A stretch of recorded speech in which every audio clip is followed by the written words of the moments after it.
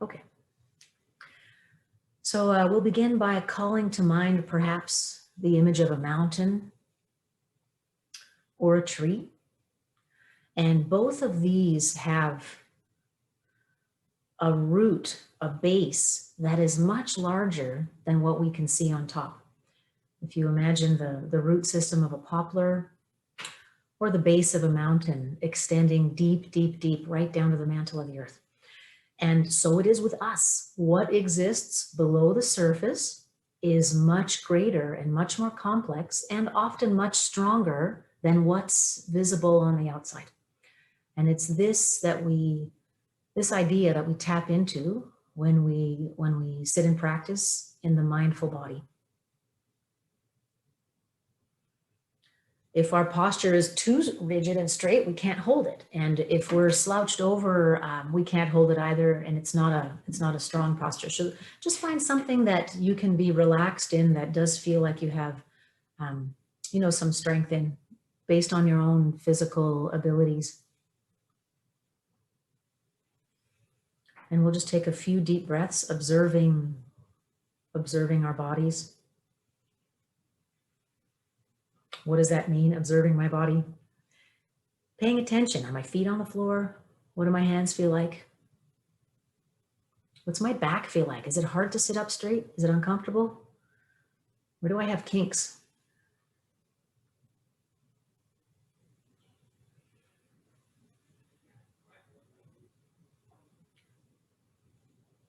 And just notice your bottom in the chair or on the ground holding you up.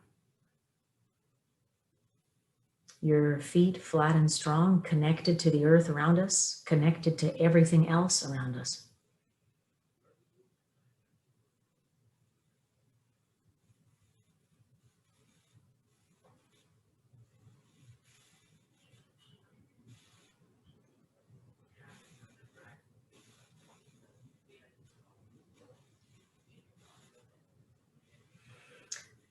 Now, as we sit here, our minds are like, what? And we're, moving to future, moving to past, noticing the to-do list, the undone list, and bring yourself back to the body. We are training attention and focus on, we have one tiny job and you can do it for 30 seconds.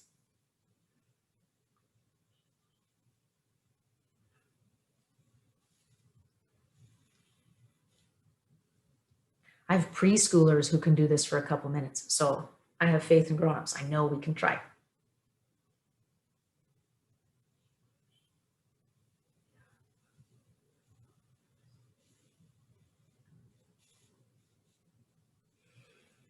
Okay, and just returning our attention back to this conversation, I call that back to center.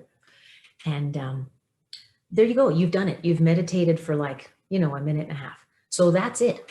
Instead of emptying our minds, which is basically impossible. The minute I say I empty my mind, every thought I've ever had is there, all 90,000 of them all at once.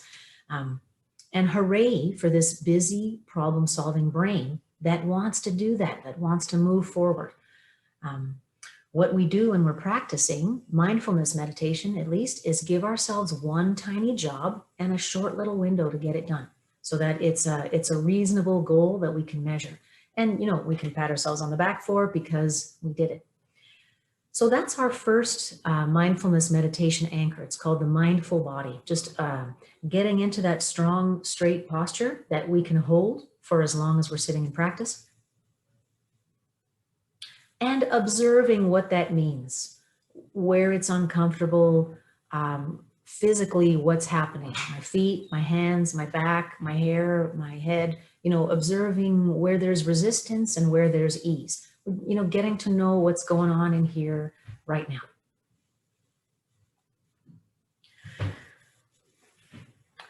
At some point in your practice, if you're diligent and you get some traction with this tradition, the mindful body is like a self-hypnotic trigger. The minute you sit or stand in your mindful body posture, you will release a lot of the neurotransmitters that you get during practice. So this is something very useful for athletes and singers, When I'm coaching people with performance anxiety or anything like that, it's the repetition of something that brings this self-hypnotic effect. It'll release all of these, happy hormones that can bring us back to a level place. We're going to move on to our next anchor now, and that is mindful listening. Listening is the anchor I always start with for children because it's really the easiest to focus on. And the more aggressive and busy the kids are, the more competitive they are about sitting in silence for longer. So that's always cute to observe. If you're doing this with your own family or in the workplace, we can create like a game around it as well. And I'll demonstrate that in a little. So the first thing we do is turn our attention inward for mindful listening. We're going to take several deep breaths into our mindful body and just listen for what's going on in my body. Listen for breath.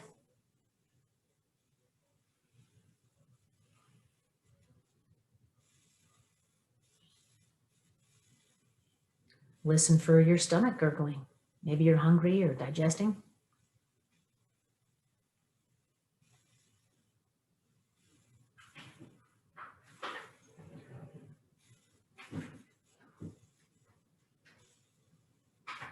Listening for other sounds we make. Maybe we're fidgeting.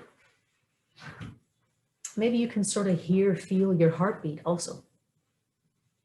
So turning our attention within very minutely for just, 30 seconds.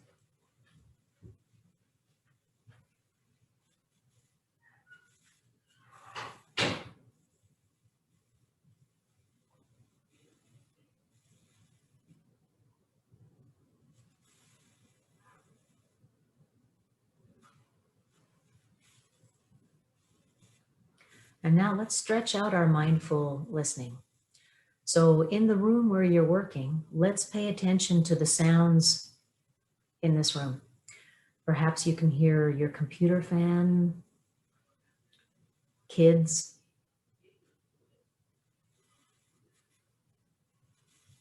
the furnace of your house, any sounds like that. Make a list. That's our next job. Mindful listening is we're making a list of what we hear in our environments.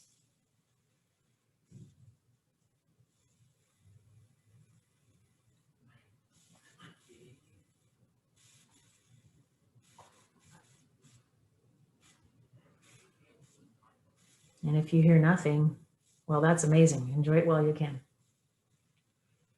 This practice can be done eyes open or closed, whatever you're comfortable with. Usually it's easier not to be distracted by, sights and the computer's notifications, emails, if your eyes are closed.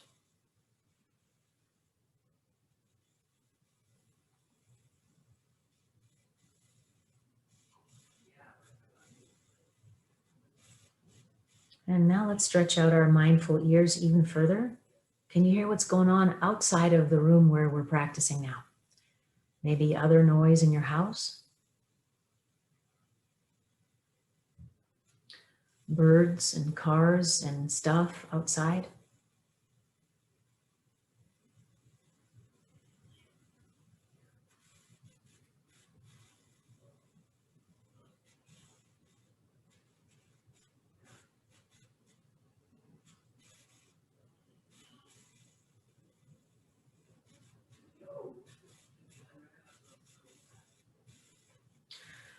So now our list is getting pretty long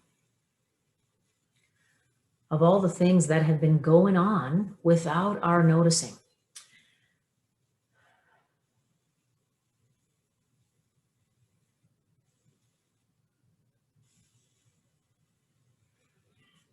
And what a marvel it is to notice the little things.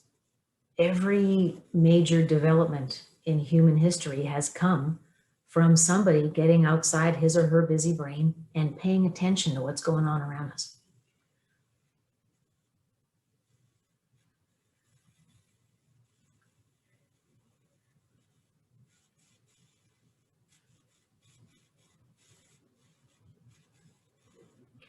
Perhaps you're finding it very noisy where you're practicing. No problem, because we don't need quiet to do this work. We can't go live in monasteries and have a perfect environment. So the idea is to bring this work to our busy lives, so we get the quiet from the inside out. That's where the equanimity comes in. We're just observing what is. We're cataloging what is. My tummy gurgling, it's all good. My kid's making noise upstairs. And I'm not trying to fix anything. I'm just noticing what's happening to be in the present moment for a few seconds. So normally if I'm doing this in person with a group of people, there's a real sense of stillness and silence that it's like a blanket over the room.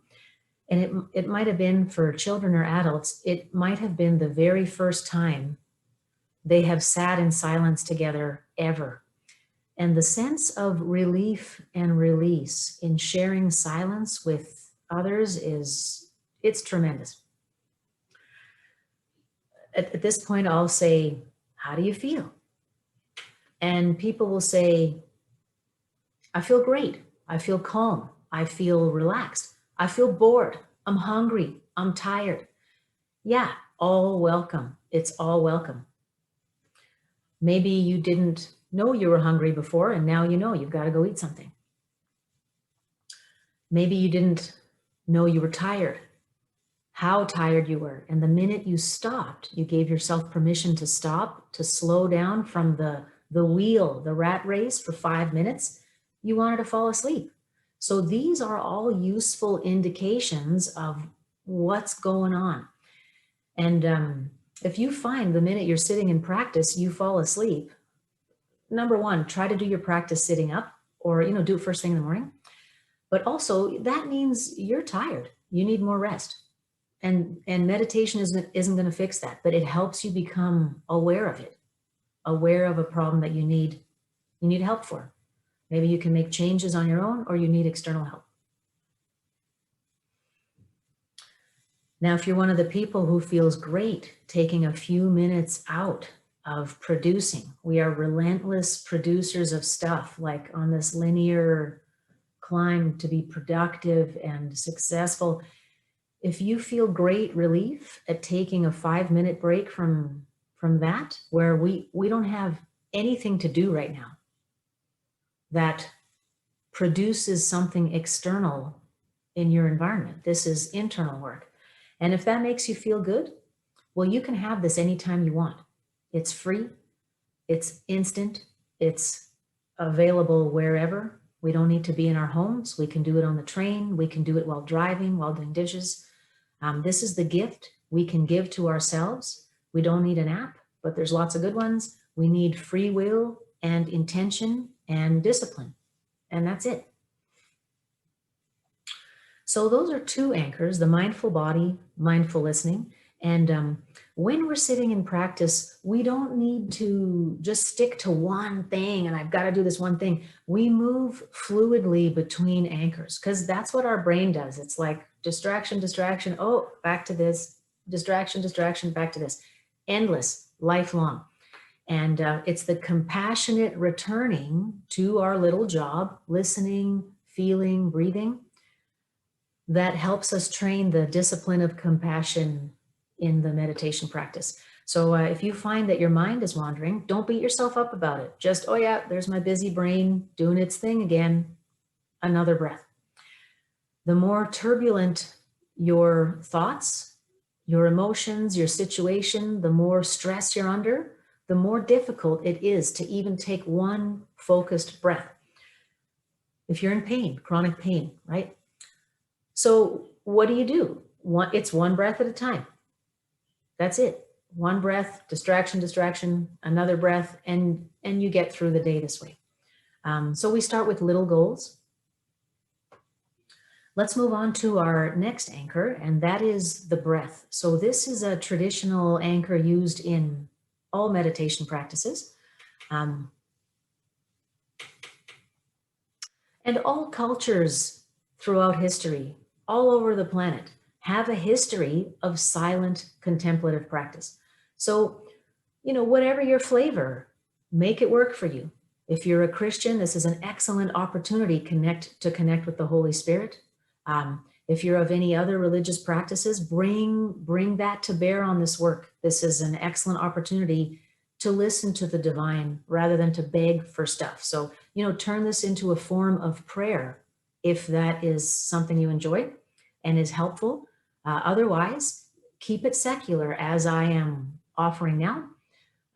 Training the discipline, the mental and physical discipline that brings many, many benefits. So, take from this work and adapt it how you need to best fit your life and your personality and your background. So we'll get back into the mindful body, and let's just take several deep breaths, and I want you to put one hand on your chest and another hand on your belly. And just notice the rise and fall of your torso. Let your belly hang out.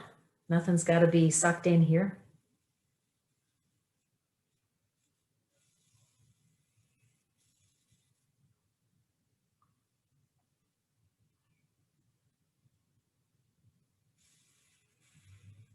And just noticing the rise and fall of our bodies. You can release your hands and put them back in your lap.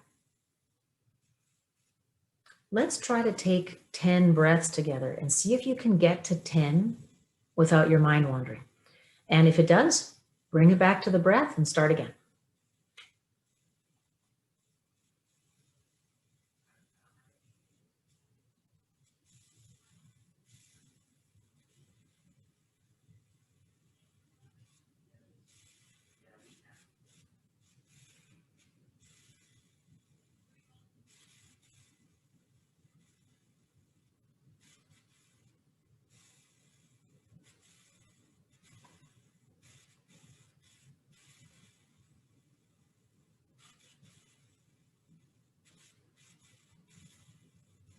And just noticing the rise and fall of your torso, paying attention to the sounds within and the sounds without.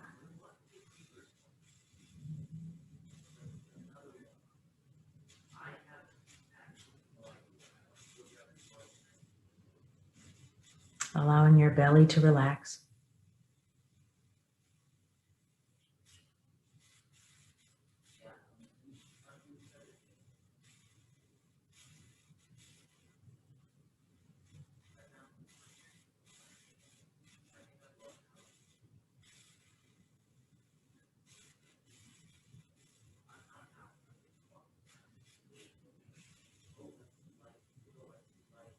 And let's bring our attention back to center. I think I made it to 3. I don't know about you guys, but then start again, made it to 2. So, I'm hearing my son upstairs working on algebra and wondering where my other kid is and what am I doing at 1? Am I going to be late? So, and then bringing my thoughts back to the breath, noticing rise and fall.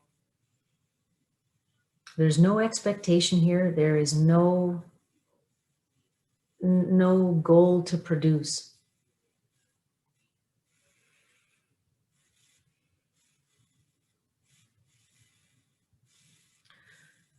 So when teaching about the breath, there's some science, some really cool science behind the breath.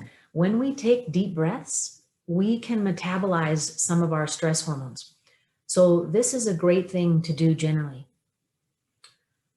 We've got lots of stress hormones that are constantly circulating around, especially as we're, during this pandemic and very worried about keeping our jobs and supporting our families and,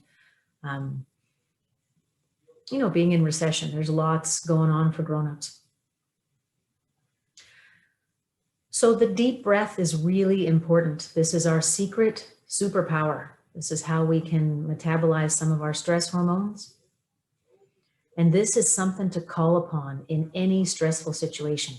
And again, the deep breath can be a very quick trigger for this sense of ease and relaxation. One way that I coach the breath, and let's try this together now. Imagine your favorite smell. Maybe it's like bacon or lavender or cookies. Just close your eyes and imagine you're You got a real big nose full of it. And notice how effortlessly the whole torso expands to receive what's easy, what's free, what's involuntary. So this, I call this the fragrant breath. This type of breathing can be an excellent trigger for many of the benefits of mindfulness meditation. And it's with that big fragrant breath that we get a sense of just how easy it is to breathe. We don't have to do anything. We just have to get the brain out of the way and do what's natural. And they're, smelling your mom's baking or something like that, drooling over the barbecue. Those are the things where the brain gets out of the way and we can really experience a big breath. That is the kind of breath that helps us handle some stress hormones. So that is a very quick breathing meditation that you can do anytime you're feeling nervous or worried or need to go to sleep, need to get energy. The fragrant breath. You can shake up the images too, peppermint. Citrus is a good one.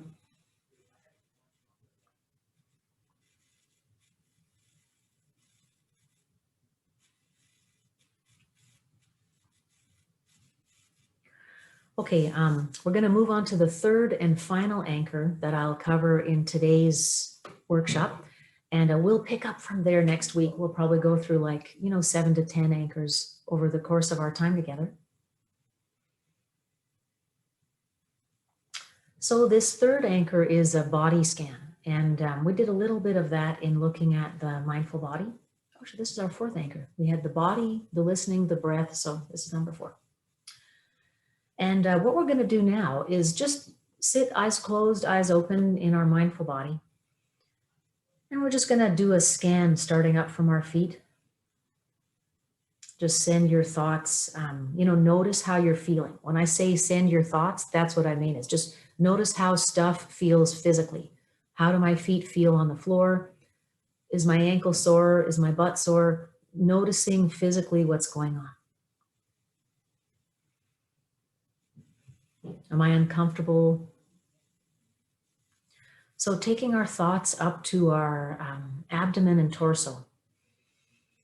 And just observing now in the torso and head, where do I collect tension? And if you're, sitting behind a desk most of the day, or if you're driving a lot, it'll be in your belly, shoulders, face, hands. So let's move through those body parts. And we're going to begin by taking a big, fragrant breath in and relaxing the belly.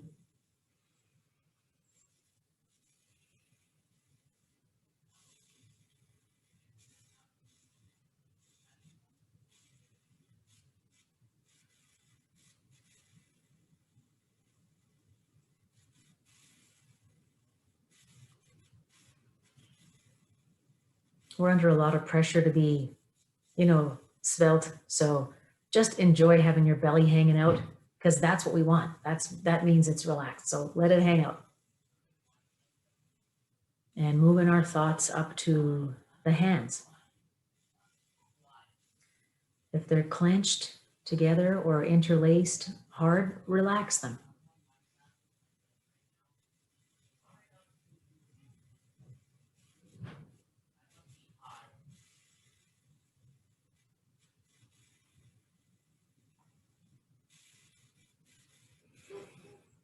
Moving our thoughts up to the back and shoulders. And just noticing what's tense in the neck. Feel free to move your neck a little bit.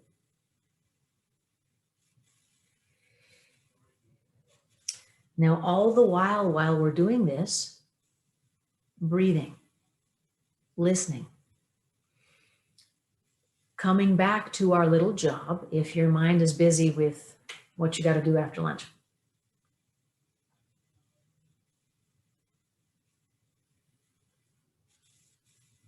I think during this fourth anchor, my mind's already wandered at least 3 or 4 times. Perfectly normal.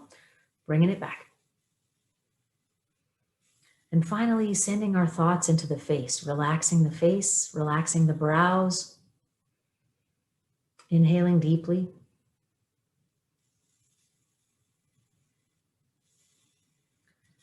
Now, if by the time you got up to your face, your belly's already tense again, welcome to the club. Begin again. Taking a deep breath and relaxing the belly. Another deep breath, relax the hands.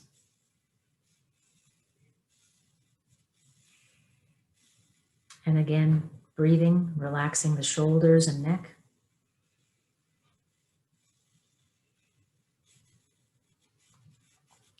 And finally, a deep breath to relax the face.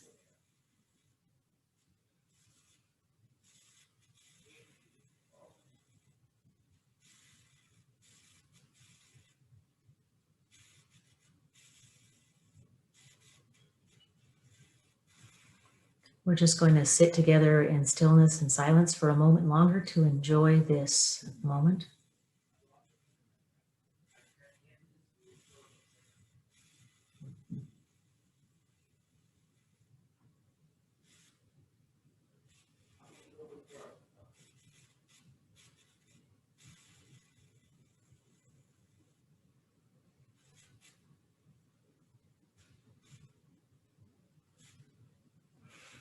And let's bring our attention back to center. I'm just going to go back to my presentation and then I'll open the floor for questions, which you can submit anonymously via the chat if you want, or ask aloud if you like. How do I get over there? Let's see. Okay.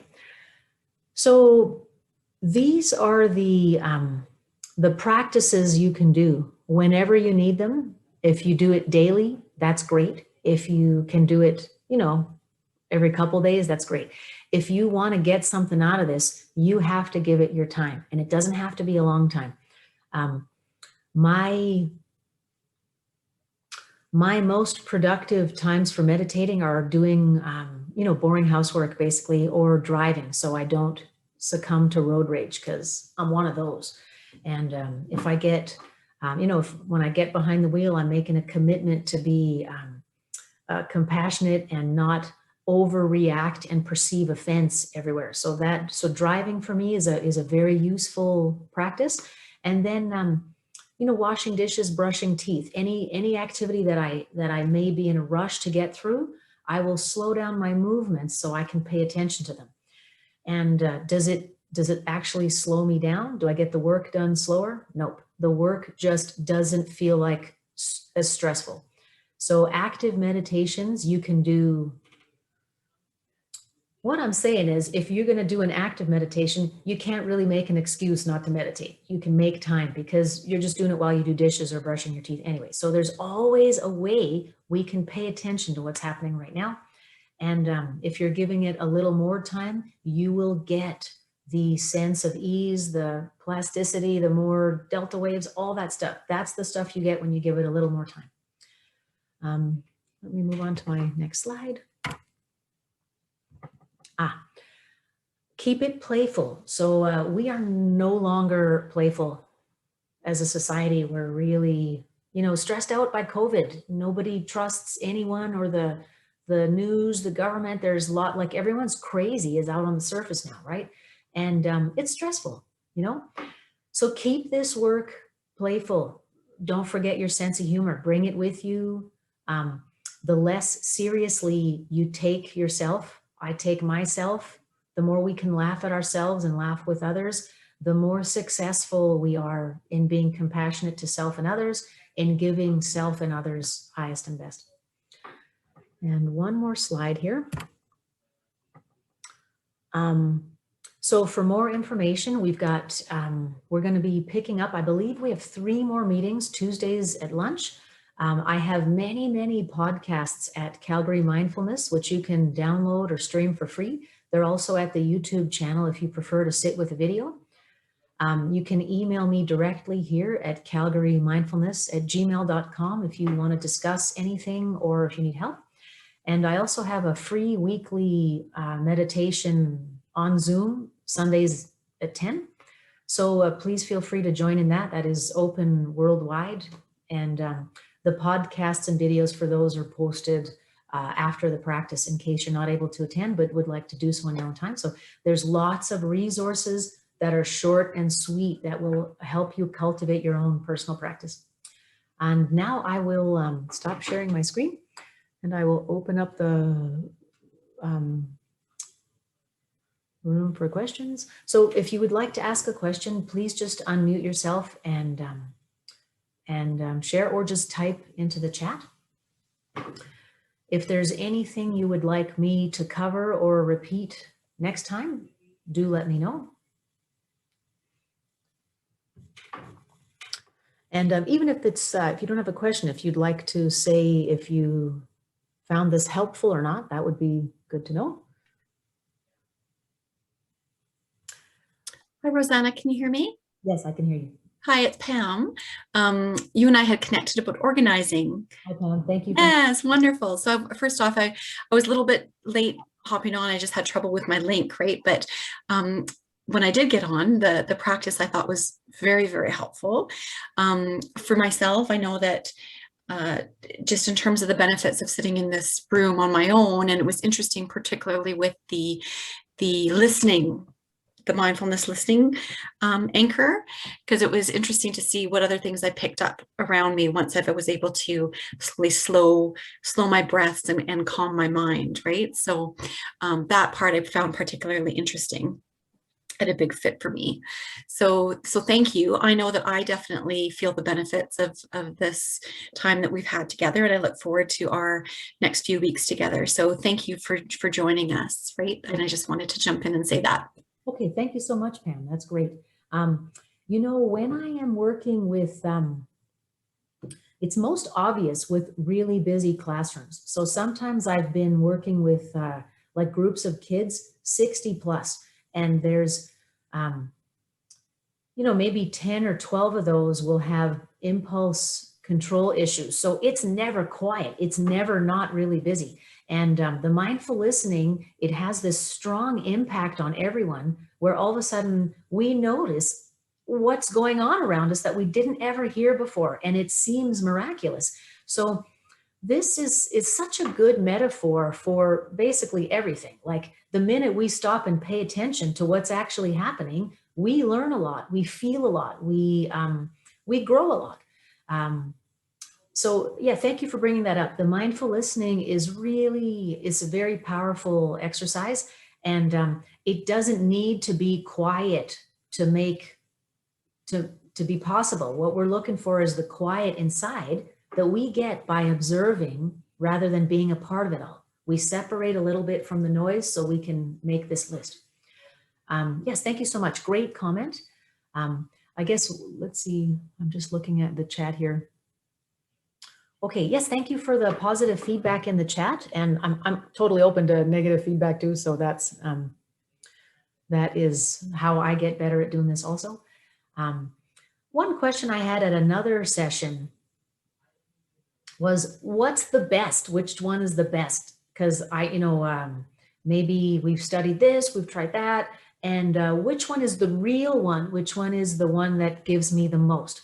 And this basically, every culture, every tradition has something like this. So you find something that works for you, but basically